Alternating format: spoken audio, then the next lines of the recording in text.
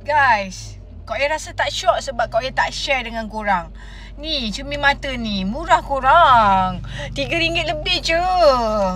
Ni, dia ada a few colours. So, Kak Oya ambil warna biru dengan warna coklat. Okey, biru sama pula dengan baju Kak Oya.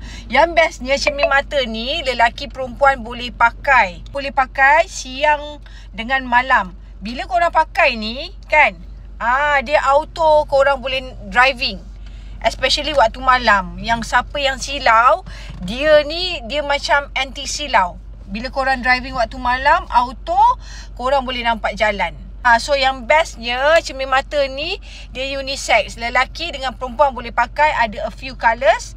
Okay, ini suami Kak Oya punya, ni Kak Oya punya. So, kita boleh tukar-tukar. Lelaki perempuan boleh pakai sesuai. Sesuai sangat. Nampak tak?